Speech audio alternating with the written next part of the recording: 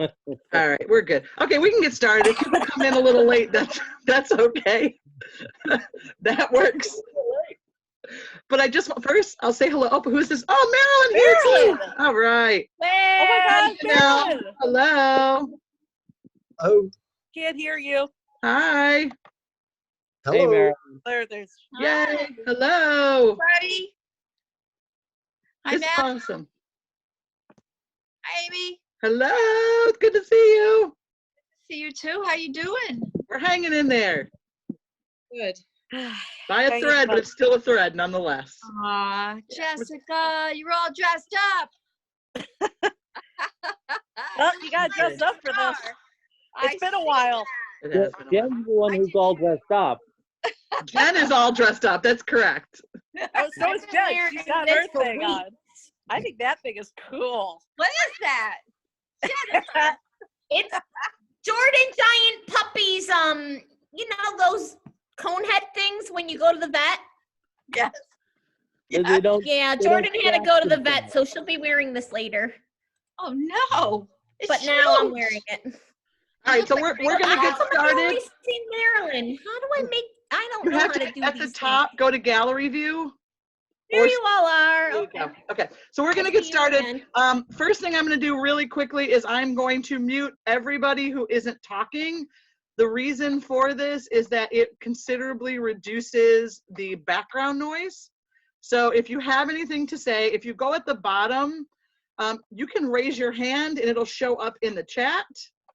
You can also send a message. I will see it also, okay?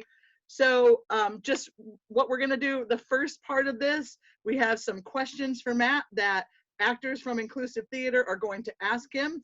Matt Boyle, who is the incomparable Matt Boyle, who is a writer and director, and we actually produced one of his plays and our shorts this past fall. We're super excited to have him with us tonight.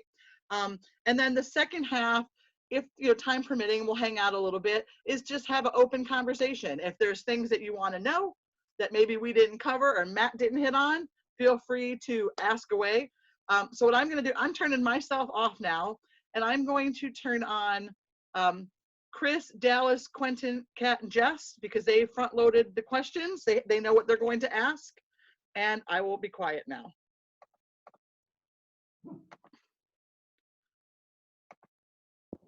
Jess, I can't unmute you. Can you hear me now? Can hear you now. Wiley, you're still down there. Okay, we're good. So welcome, Matt. Thank you for being here. Hey, thank you. I'm always pleased to be with Inclusive Theater of Western New York. You guys are very cool. Well, you're pretty cool too, dude. You're really awesome, man.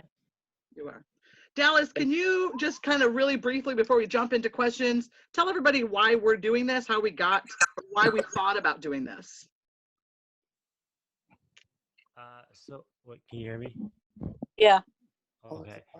So we decided to have this congregation to sort of get everyone together and see everyone's faces during this time of crisis, but also to discuss things moving forward with inclusion in the arts, so that we're seeing that a lot of places are becoming accessible because of just the situation that we're in, and people are, I guess, seeing things a little bit differently. And we're hoping to make this the normal, where things that weren't always accessible, to sort of keep it that way now and not have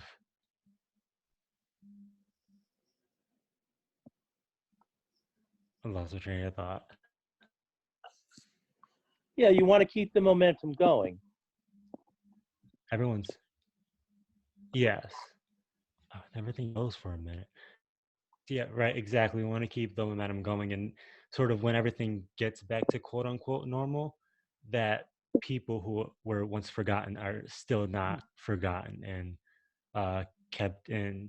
So we wanted to bring along some actors and some experienced people in the industry and sort of get their opinions on where they see things moving forward, and how we can keep that ball rolling. So we have, like Amy said, the incomparable Matt Boyle here joining Inclusive Theater of Western New York on our Saturday night congregation, as you will.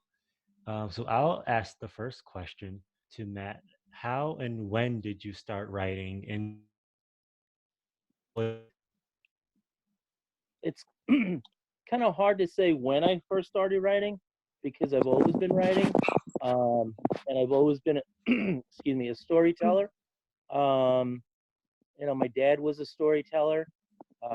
He didn't write necessarily, but he always told his stories, and he'd revise his stories, and the stories would get different and expand, and we heard the same stories, lots and lots of times over, and that kind of teaches you how to write.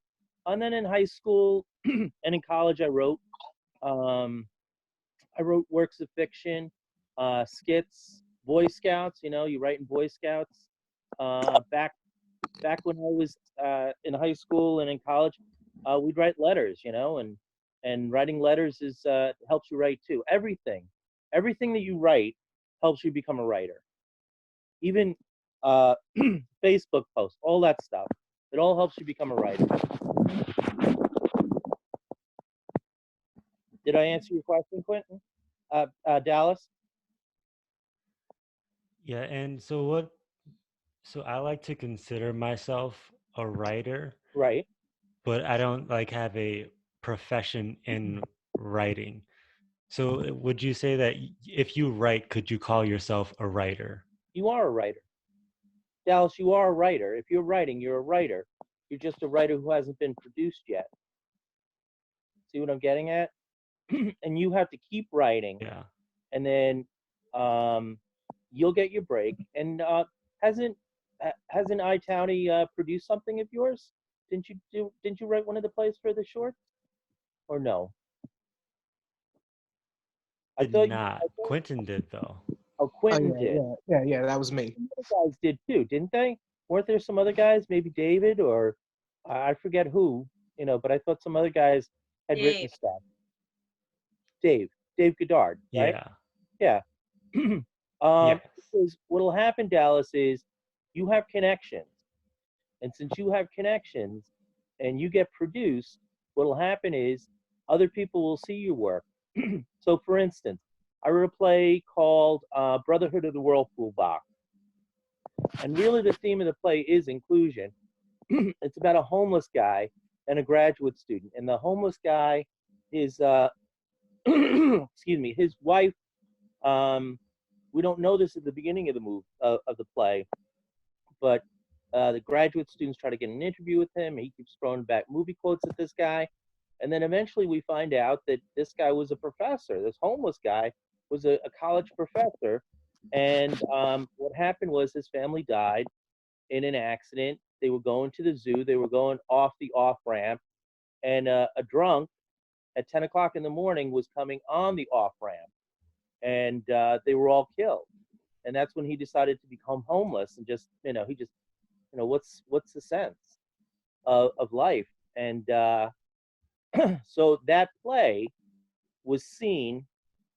I had a connection. I had a friend. She also liked the work. And it was produced at Alleyway. At Alleyway, it got reviewed.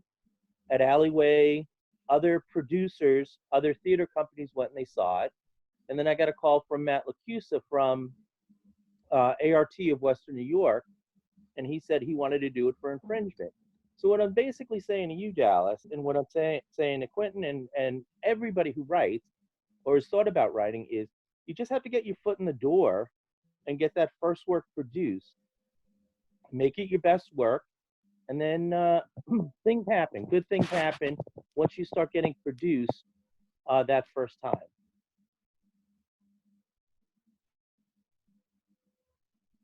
Hey, this is Quentin here. I, I also have a few questions. First of all, as a fellow writer, like, what is your biggest inspiration when it comes to your work, and what is your like process when it comes to like writing in general? Okay. Um, inspiration for the different plays is different, but for the most part, they come from something in the real world. They come from my experience. I've never been homeless, but I have empathy, and I met a guy. Oh my gosh, 20, 30, probably 40, 40 years ago soon, in New York City, and he had told me, uh, I talked to him. I talk to homeless people, and they talk to me. So, and I appreciate that. I really do like that. And he, um, he said he became homeless because of a similar, something happened with his family, and then he couldn't see having keys anymore. And that was it blew me away. The idea of how he thought his car owned him, and his house owned him, and so he was part of the inspiration for Brotherhood of the Whirlpool Box about the homeless guy. But the other inspiration was a news headline where there was a family that was, a mother and her kids. They were on the way to the zoo, and they got killed. So I took the one, combined it with the other. I was a graduate student, and I had done interviews, and there you go. There's the inspiration for that. Lawn Wars, which Jen has directed. Um, Lawn Wars. I have I have problems with my neighbor. My neighbor cuts his grass incessantly all the time. He's since moved, and I look at the lawn and I say, hey, you know what? If I cut it, I don't know what's going to grow there, clover or a flower or this or that. And he didn't like it, and I didn't like what he was doing. And we also had a neighbor who had a lawn service. So there you go. It's the basis for play. Inspiration comes from if you understand what conflict is, and you see conflict out there, and you see some humor in it, and you can empathize with all the different people involved. I understand my neighbor. I understand that he wants me to cut my lawn. I get it. I understand that the other neighbor may care, may not care. I don't. He just cares because he has a lawn service, and that's it. So inspiration can come from any place. It can come from headlines. It can come from your imagination. It could be totally made up. Um, so for the different plays that I've written, there's different inspiration. The process, um, I'm right now writing a screenplay, and the screenplay is it's total fantasy. It's about a guy who was a roadie for Jimi Hendrix, and what he's decided is there's no rock and roll heaven. All of the rock and roll legends are reincarnated. So he's in search of the reincarnation of Jimi Hendrix, and a lot of things happen along. So that's total fantasy. But the process, I've been thinking about that screenplay for. I found the notebook that had the original idea just the other day in the coronavirus cleanups that are taking place around here, and the idea dates back to 2012. So the idea is 8 years old. So my process a lot of times is I'll have an idea, I'll write some stuff, and then I'll just let it be. I'm deadlines inspire those. So with Brotherhood, with other plays, when the deadline comes up, I produce for the deadline, and sometimes it's good, and sometimes could be better. But a lot of the inspiration has seeds that go way back. So does that help? Now other people have a better process, Quentin, to tell you the God's honest. And if you are that person who has that discipline, that every day you wake up and from 5 in the morning till 7 in the morning, when you have to go to work, you write, God bless you. And then the next day you start with rewrites. God bless, everybody's process is different. A lot of people do try to develop that discipline though. Oh, good. That's understandable because I kind of went through the same process. No, writing Headspace. Like I had the idea for it for like a year, but it wasn't until like Amy said that for a writing contest, it's like, okay, now I got to put like idea to paper. So, okay. And you were thinking about it, whether you realize it or not, whether I realize it or not, that idea is living inside you, and you're playing it out in your dreams sometimes, and you're thinking about it even when you don't realize you're thinking about Hmm. Okay, another question about your writing. When it comes to like your overall writing, have you ever put like any like of your personal issues or problems you had in your life into your work, or it's just something that you just find interesting and just thought you would tell a story about it? it. No, at all. I think all writing is working out something for a writer. As I said, Lawn Wars is just, it was me playing um, around with a conflict that was there, that really it was more in my mind. My neighbor never said to me, "Oh, you gotta." He was never nasty. He never said anything to me, but in my mind, you know, and that's me. That that was my problem in a sense.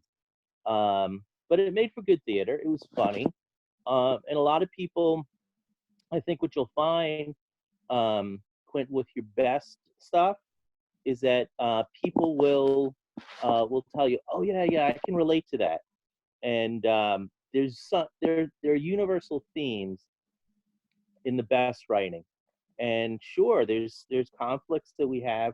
Um, my play about Donald Trump, Enter Bozo and Fucky, which was based on uh, Oh, great name, by the way.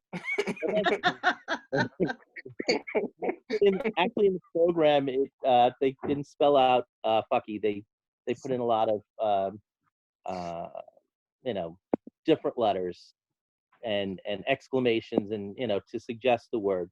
But it's based on Waiting for Godot. It's the second play that I wrote based on Waiting for Godot. It has some of the same characters, and part of it was my frustration with Donald Trump and the way he lies, and uh, you know, and the fact that I'm kind of embarrassed that the president of the United States, I wouldn't trust him to be with any of my female friends. Wouldn't trust him to be alone with my wife, my daughters. I just wouldn't trust them, and that's very upsetting to me, that a person can have that position of power and not be an honorable person. So, so that's the other thing, Quentin, about writing. You get to, it's an issue I guess I have, but I really don't. A lot of people have it with them. But uh, you get to speak truth to power, and I think that's probably one of the themes of my plays, is about speaking truth to power. Like the play that I wrote about PTSD. I wrote that because I learned that between 22 and 30 vets take their lives every day. Suicide. It's a national tragedy. And so, what do I do about it? Well, it's upsetting to me, so I write about it. And I made up a couple, and Kat was in it. Kat was in it at iTownie, and she did an awesome job. And so it's a beautiful thing what writing can do for you. It's very freeing.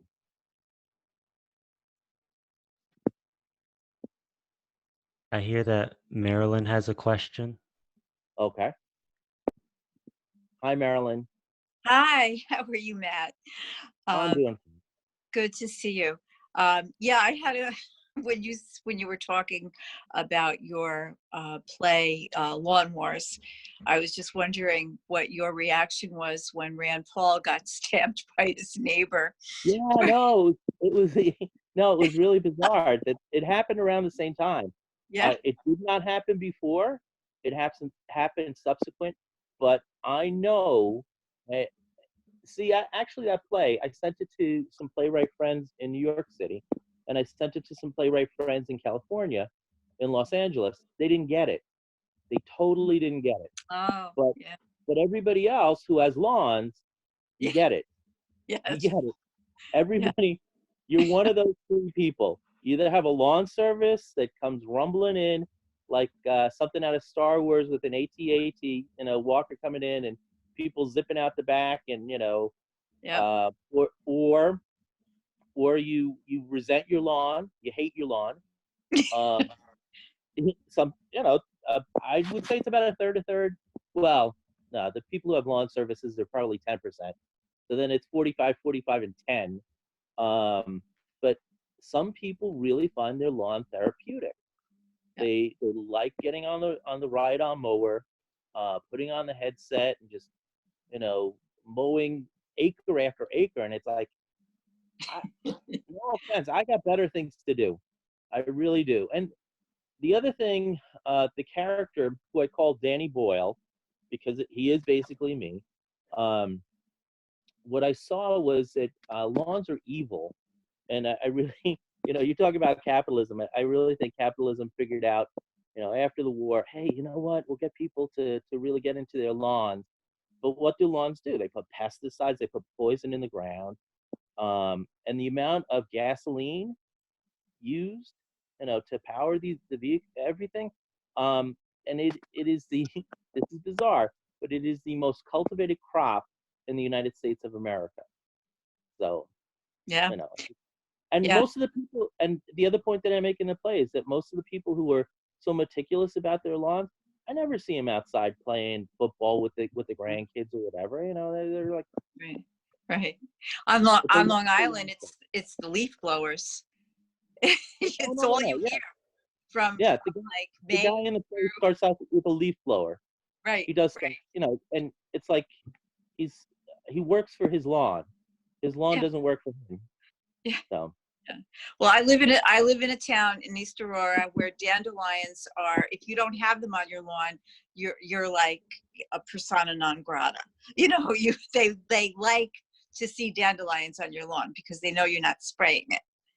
That's good. That's a good. It's really good. Yeah. But in other burbs in this area, that if you have dandelions, they're like, oh, they don't really care. That's why I like it here. Right. They're trying to bring down the property values. Yeah. So. Jess, did you have a question? Oh, there you go.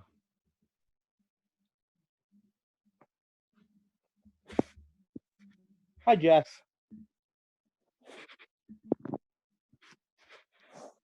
Jess? I think you're still muted, Jess. Oh, there we go. Can you There hear you me go. now? Yes. Yeah, I can hear you.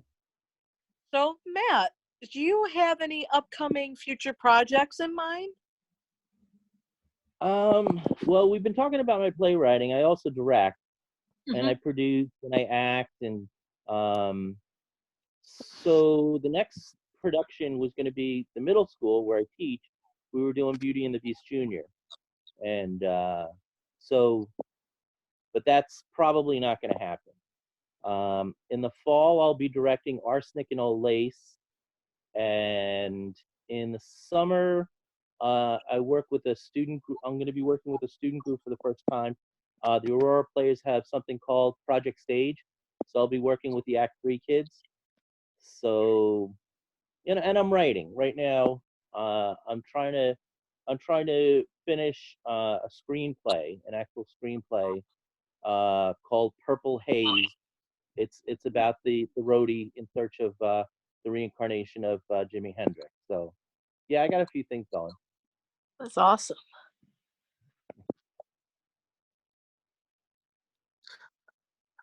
Jennifer has a question she wants to ask. Hey, Jen, are you muted? Hey, Matt. Can you all hear me? Yes, we can hear you. My question is, I'm a blogger, so I write a lot. I don't write in a play format, but I do share a lot of my personal experiences, well, pretty much everything, on my blog with the public. But I'm terrified of making the leap to do something like Quentin did and write a play that's personal and then have it on the stage. Like, what do you do? Like, you knew that your neighbors would know that play was about them. Like, how do you get past that? Like, maybe that's just your personality and you're like, I don't really care. But for me, it's very strange. I can write about depression and anxiety and those issues, but to think about that next step and seeing it on stage is scary. So I don't know, like, if you have advice on how to, I think the get bigger over issue, the fear and Jen, take the leap. yeah, I think the bigger issue, Jen, is you have to find the dramatic portion of it. And it looks like it's pretty easy, right? Because it's depression, it's those kind of issues, but you have to find something that makes it a conflict, that makes it interesting, that puts two people want different things.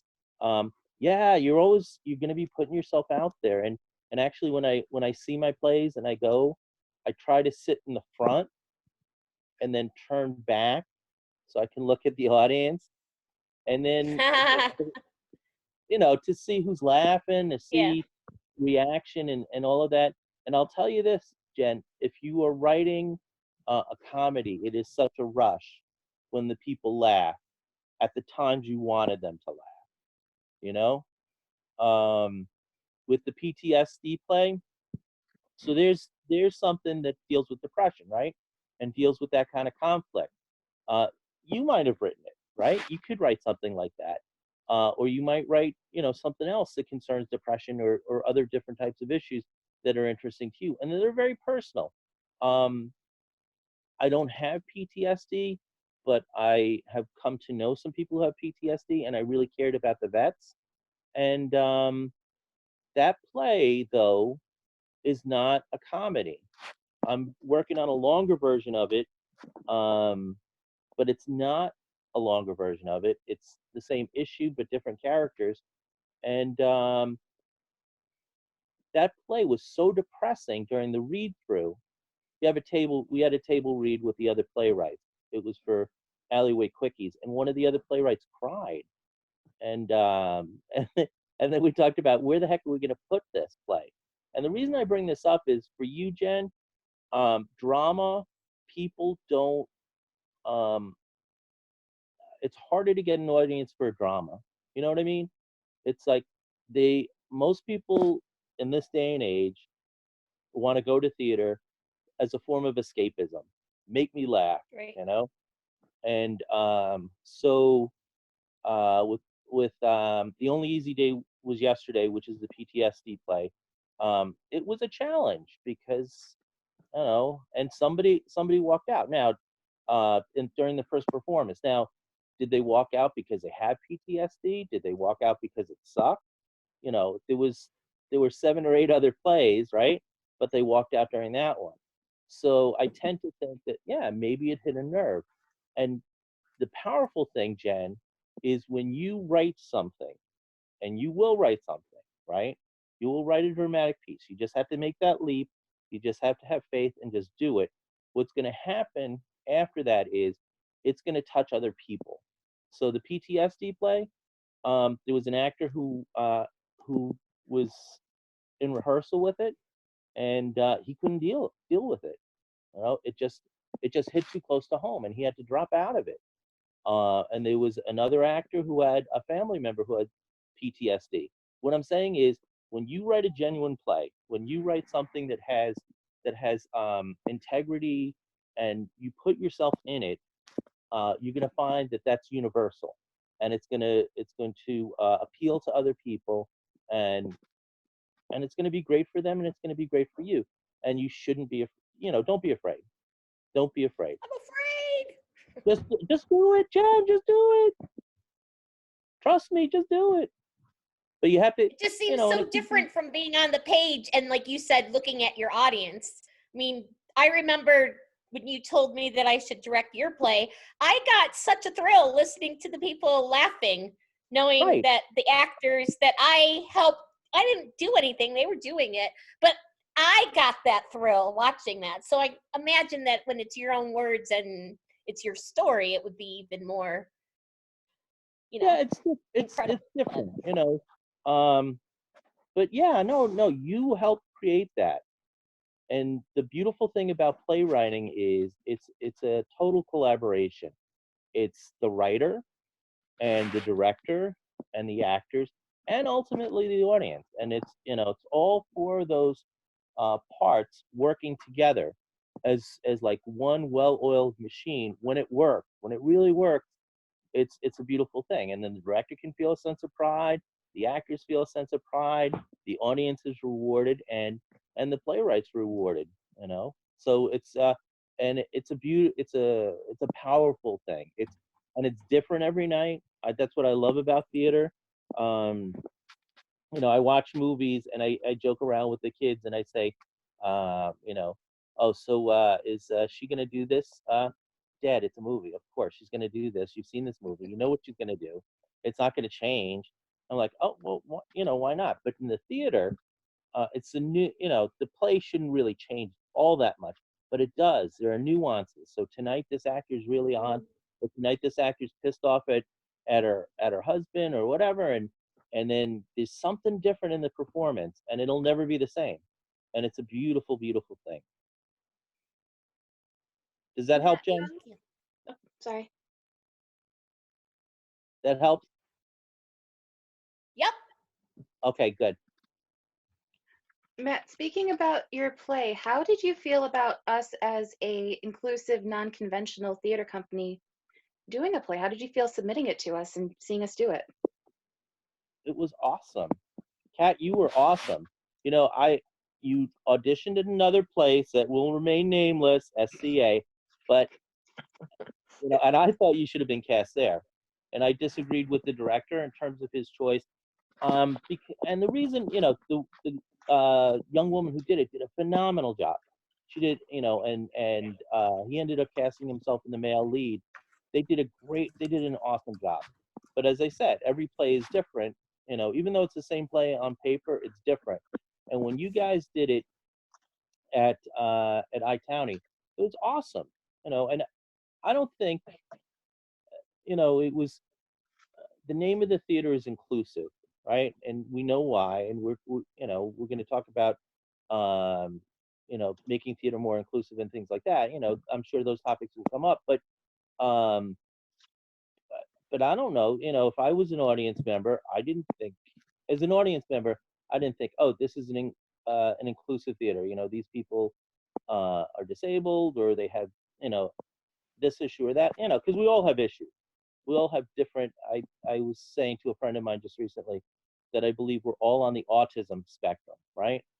But what you brought to the role, and what I saw on stage was, and what I also saw in your audition was, I saw sensuality, right? And it was awesome. It's just because that's what the role is meant to have. It's meant to have that kind of there's a carnal nature to their relationship, their husband and wife, and it's important. It's their sex life, their love life is part of who they are, and it's something that they'll miss when it's not there, and it's part of the whole picture. They have a loving, caring relationship, but the other stuff's there too. So, but I thought you guys did an awesome job.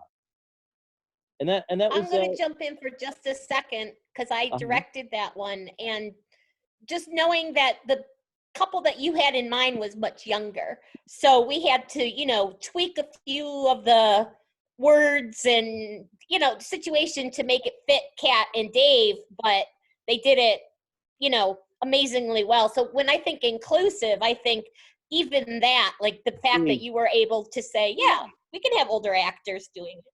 Yeah. Oh, no. At the first time it was done was at Alleyway Quickies, and they had an older, two older actors doing it. So instead of being 20 somethings or 30 somethings, these guys were 40 somethings. And Right. Joyce Stilson, who's the artistic director there, and I discussed, adapting it. And all I did was I added 2 lines. So instead of them having a baby right now, and them being, this was their first baby, but they had been trying for a while. So that was a line that was added. That they had been trying for a while. And the other line that was added was, we just changed the war.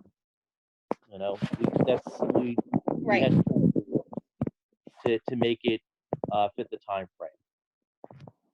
So yeah, but Right. yeah, I was thinking of that. You know, in terms of inclusion, inclusion is also ageism. Ageism's out there.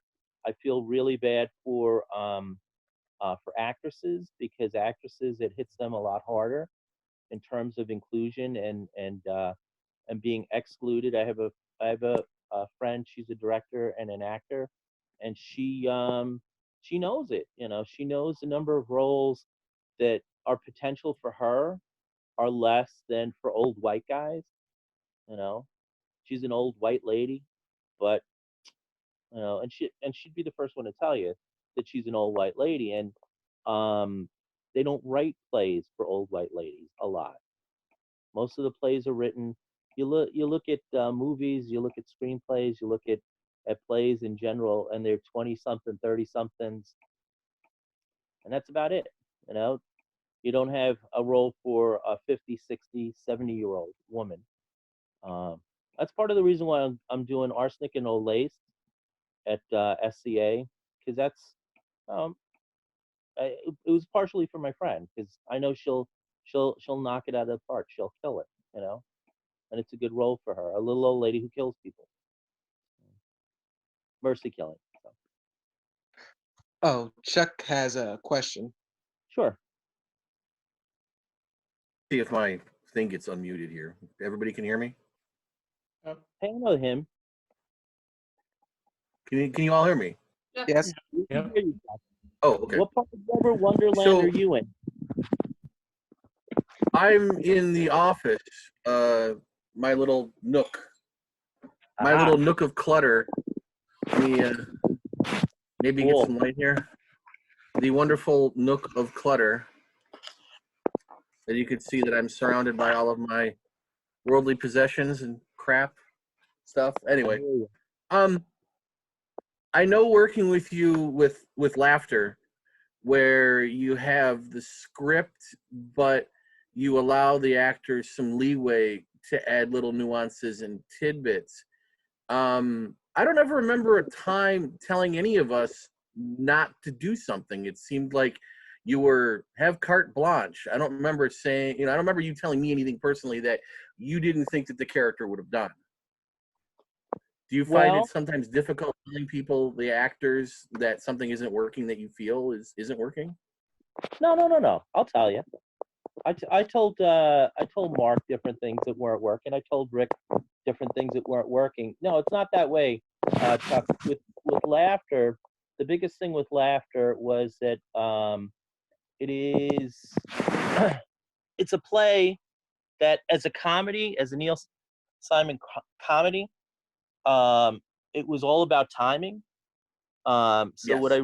my major focus was having the actors learn their lines and having them have those lines down, right? Yep. Because if you screwed up a line, then it screws up the joke for other people, and Absolutely. and we can't have that, right? But when you have an idea about, you think it should be like this, or you think it should be like that, I'll entertain the idea, and that's what a director, I feel that a director should do. A director should entertain the idea and say, okay, yeah, this works, this doesn't work. But no, there were different things that I said no to, and there were also things that, here's another example of inclusion. My daughters had said to me that they'd never been directed by a female director. And my one daughter, Maggie, has been in 17 productions. She's 15 years old now, and she's never had a woman director. I said, well, ladies, daughters of mine, to change that, we have to have you direct. So you'll direct with me. And they were my assistant directors. There were things that they came up with that occasionally I would say no or yes. And then I gave them freedom in terms of different things. And a director has to say no. I remember probably one of the biggest things in that play that had to be changed, and I don't remember if you remember when this happened, was the original blocking was heavy stage left, and it wasn't balanced, and sight lines, And then we were pretty far in, and I changed that. I changed that whole thing. And I said, okay, no, he's going to sit here, he's going to sit there. And yeah, and then it worked better. And my daughter disagreed with me, but after I made that change, she agreed with me. She saw how it was. So yeah, Chuck, I don't know what play you're talking about. I said no to you plenty of times. I just remember how much fun I had. Yeah, when it, I see how tough it was, especially with the table. Organizing the table so that everybody is seen, and right. It doesn't look cramped and then bolting that sucker down so that Manzone could throw Mendola on top of it. Yeah, no, it was. You know what the thing is, Chuck? This is my philosophy in terms of directing. Number one, 90% is casting. 90. So, if I cast it right, then I'm set, right? And I cast you in the right role, and I think I cast everybody in the right role. I got a really good cast for that. That's number one. And as part of casting, don't try to avoid prima donnas, because there are prima donnas and people who would, just make everybody's life sucky. And then it's supposed to be fun, so let's have fun. And we had fun. So mission accomplished. And when we have fun, then the audience has fun. Absolutely. Oh, Chris has a question. Actually, sure. Janelle, I think is first. Hi, Matt. I'm Janelle. And I was in some of the other plays. I wasn't in the shorts. But my question is, and you've touched on this a little bit in the last couple of them, is working, as a writer and as a director, you have kind of an idea in your mind of who the character should be or what type of person should play that character. Right.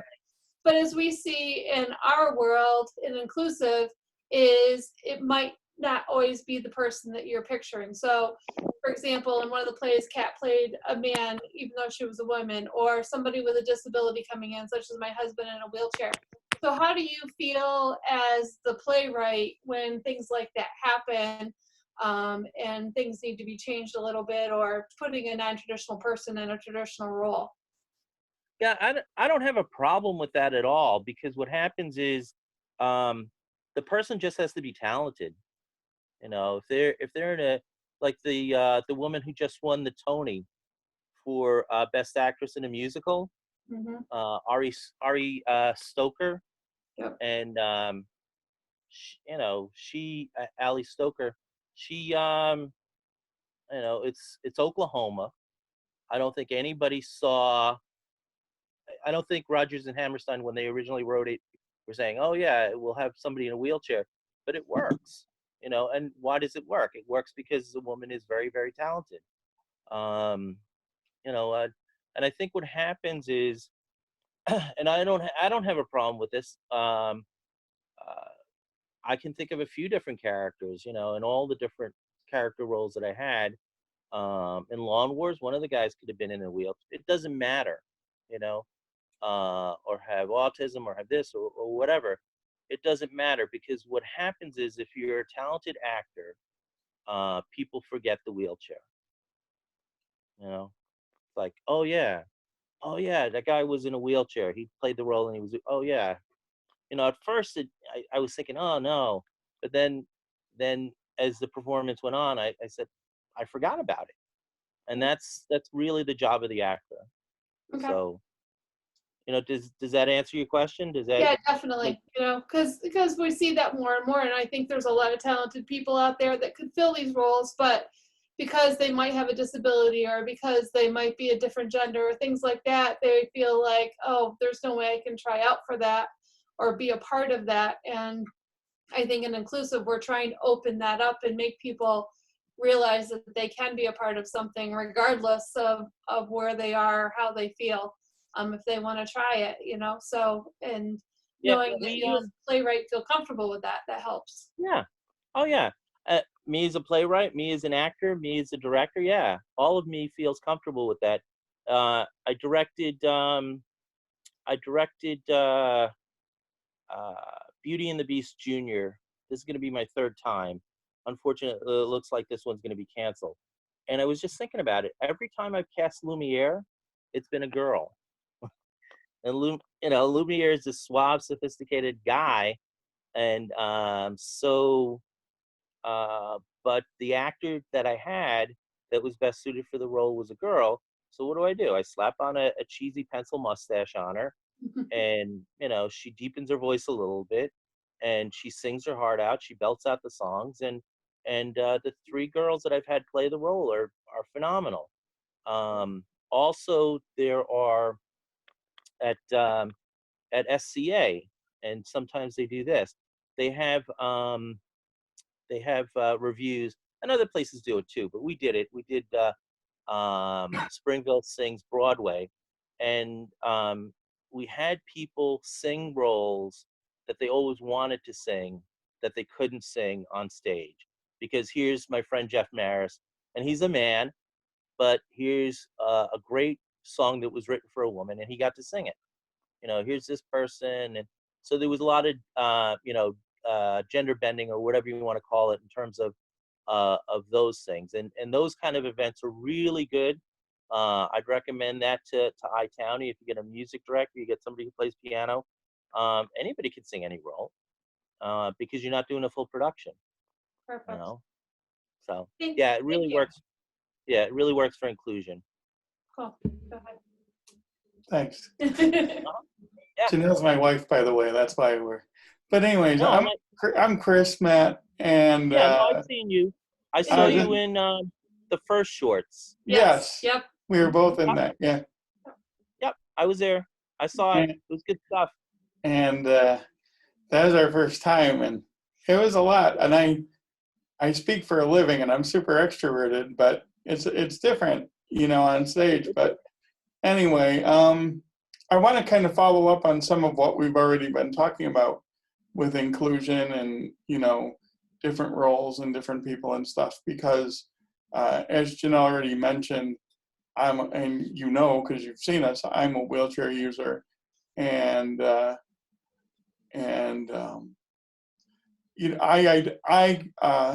look to the social model of disability a lot, which basically says that I live in a world not built to include me, right? Especially, I'm coming at this from a wheelchair user point of view, but maybe more broadly when you're thinking about it to answer.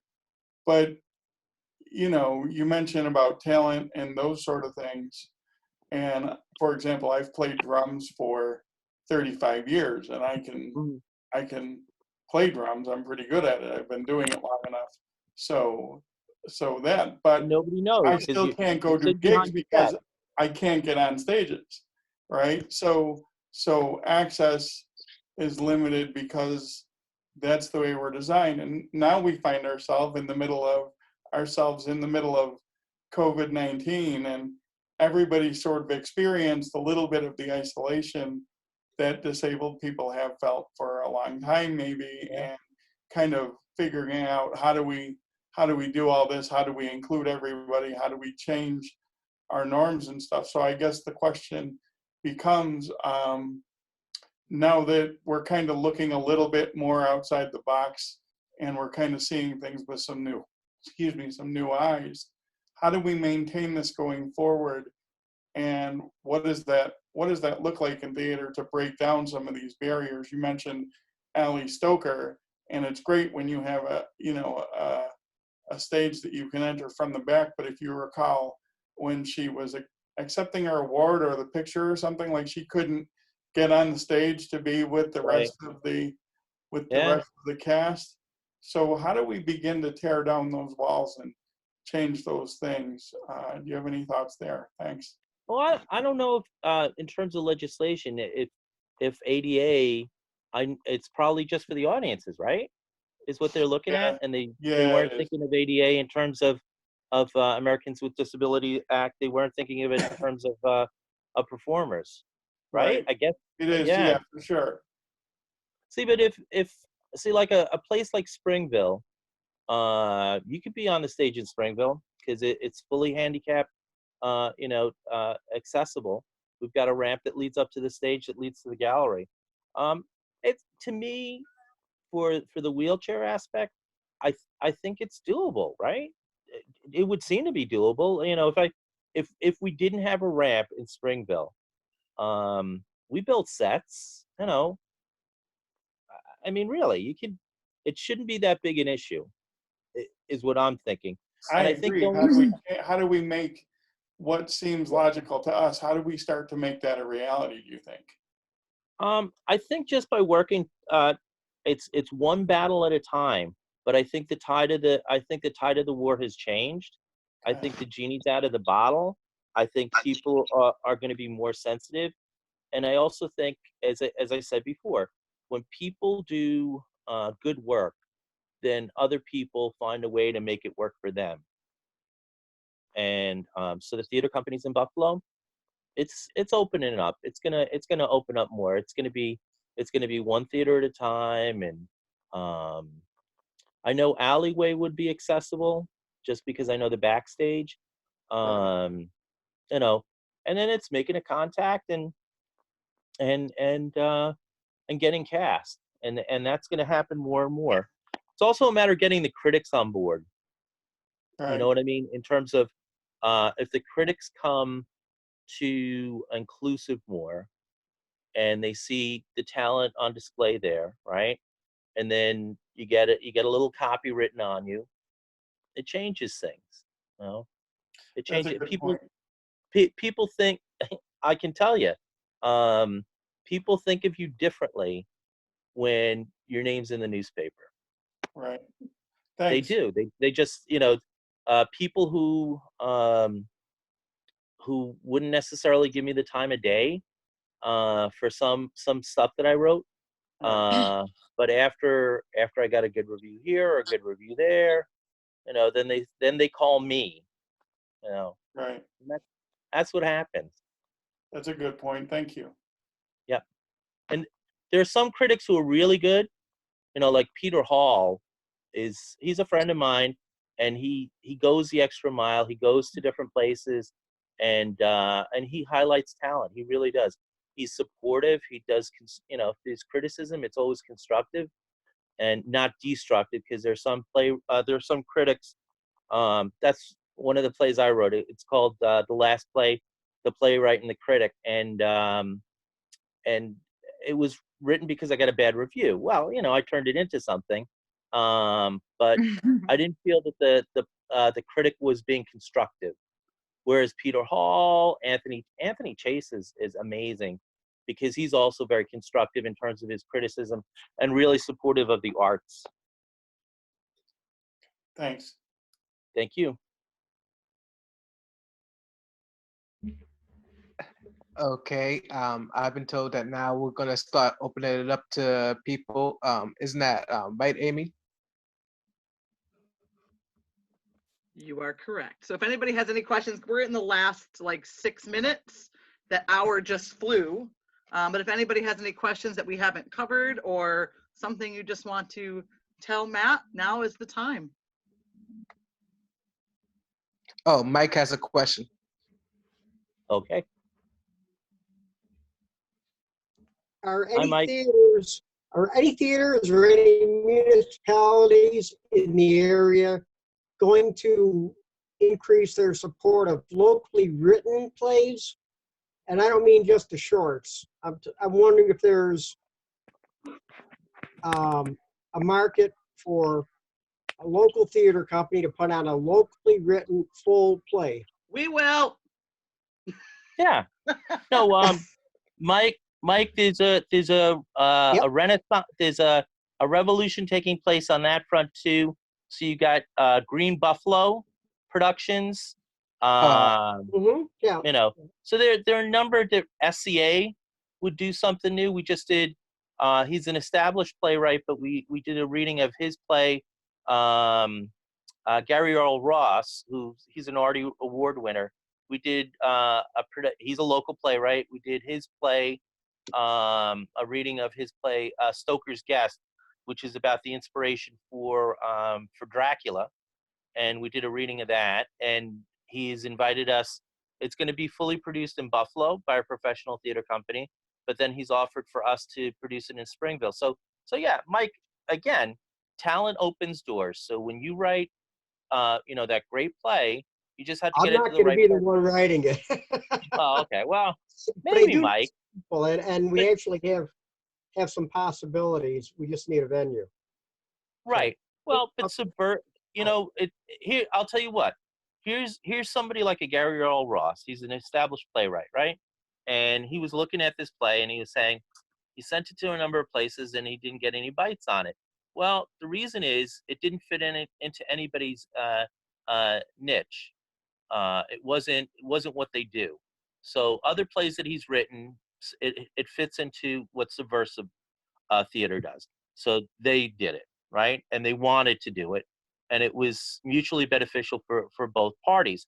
So the idea is there is a market. Also, there are what I'm saying is there are a number of different places in Buffalo now that are willing to produce local playwrights.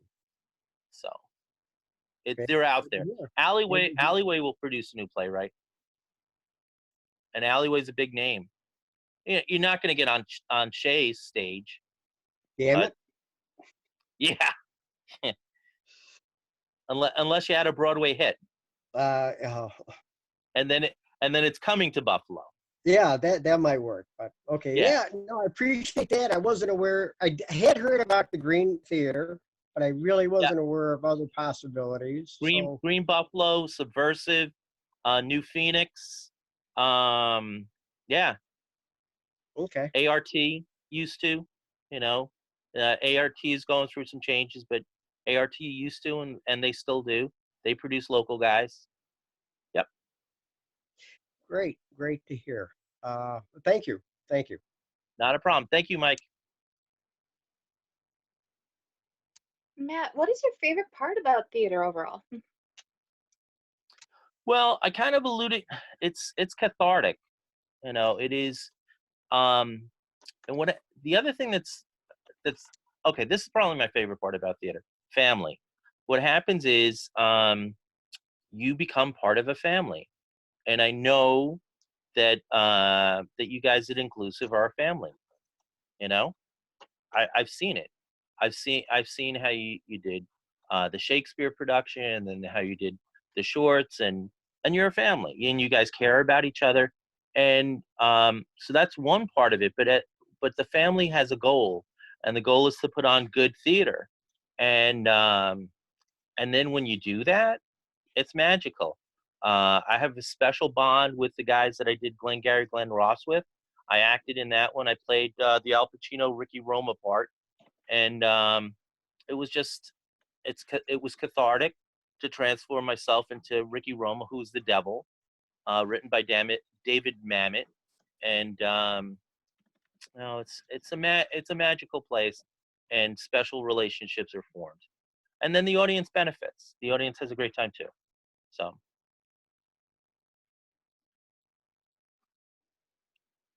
Right, Kat? You felt that, right? Yes. Sorry, Jen, I was you on wanted mute. to make Yes, regularly, actually. It's the only way I think all of us got through the shorts this past year because they were such strong topics. I think we all Right. needed that family part. Yeah, it's an intense experience, and that's the catharsis of it. I remember David was telling me, it was cathartic for him. It's a challenging. They're challenging roles. If it's well written, it should be a challenging role. Jen, you wanted to make a comment? Oh, well, now I have to make two. I have written before that people wouldn't necessarily know that I was in a very low place or depressed, and theater has saved me. Like just finding the theater the last 3 years or so, no reason why we would be depressed about, the world. It's just an escape, and thank you, like all of you. You're a very important part of my life now. And with that, I go into Matt. I think what you do that's spectacular that we all need to do to help get just the word out about who inclusive theater wants to be and who we all are is encouraging each other. Like you wrote me an email and said, I think you should be a director. And I was like, what? Like, I'm on stage singing because I randomly tried out. You know, Mario stood next to me in Shakespeare, and all of a sudden he's talking about how he's writing a play and now he's directing. Like, it's just that one person. Like, I never would have thought about it had you not said something, you know? And then I'm sure, Mario, you never thought that you were going to do something like that until somebody's like, you should direct. So that, you know, encouraging that next person, that's the way to do we it. have each other's back, and it's all about a growth mindset. You know, they throw that around my profession because I'm a teacher by day, and that's how I pay the bills, because theater's not going to pay the bills. But I really have always, when they present and they say, oh, you need a growth mindset, I have a growth mindset, you know, and the people that I like to work with have a growth mindset, that they look at what is and they think of, oh, well, okay, what can be, you know. And I look at different people and I say, you know what, this person's a playwright, this person's a director, this person can do this, and they don't always see it. And you do the same stuff, Jen. You know, you look at people and you encourage. Oh, I know, and I'm just thanking you, and I think that that's something that we all do in general in life. Like, you encourage that next person, and then that spark is there for that next person, and then that next person, and you know. Right. You thank you personally for giving me that spark. You're welcome personally. We, at our best, we affect eternity. I stole that. It's from Charles Adams. He said a teacher affects eternity, but we do. You know, with theater, we're affecting eternity. You don't know, and you don't know where the effect ends.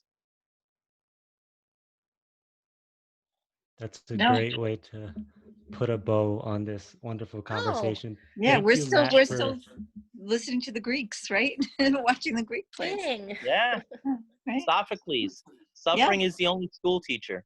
I got to tell you, I miss theater more than anything with this lockdown. That's what I miss. There's lots of ways to stream online. Yeah, but it's not the same. I know. I like to be in the audience. Right. I love being in the audience. That's my role. Right. It'll be a couple more months, and you know, we all have to take care, and we all have to. And actually, you know, the president. I just wanted to say the president was anti these, but this is a face mask that my daughter made for me. You have to wear them. So yeah, it's not only about you not getting infected, it's about you not infecting others, because there are people who have compromised immune systems, and you know, the president, I can't believe him. I don't understand. CDC says one thing and he says, well, you know, maybe. He's got a gut. Yeah, I got a gut feeling about this. You know, I don't look good in a mask, so, you know, I'm not going to wear it. Let's not talk about it. Yeah. No, but we do have to talk about it, and we do have to challenge him. No, not right this second. As tempting as that is. Jen, go back to your Wait. Chris follows me on Twitter. He knows that I challenge all the time. Oh, no, I know you do. Yeah, you definitely do. Well, with that, thank you, Matt, for joining us tonight. Thank you to everyone else for joining us. Thank you, Dallas. Thanks, everybody. Thank you, Matt. Thank you. Good seeing everybody. Good job, Dallas. You got a voice for radio. Thank you. There you go. Well, make sure you join us next week, where we'll have local guy Justin Karcher on the show. Oh, cool. Ooh. He's a good one. I like Justin. Yeah. And also stay tuned. We're going to have some pop-up writing groups and some live streams of some poetry readings coming up. We're going to keep active. You know, just because we can't physically get together doesn't mean that we are no longer a family and can't get together virtually. So iTownie is always on the cutting edge. Woohoo! We love that. We were born on the cutting edge. There you go. Bye, guys. Thank you. Bye. Thank you. Thank you for coming. Bye. Thanks for having me. Good night, everybody. Be well. Good night. Good night.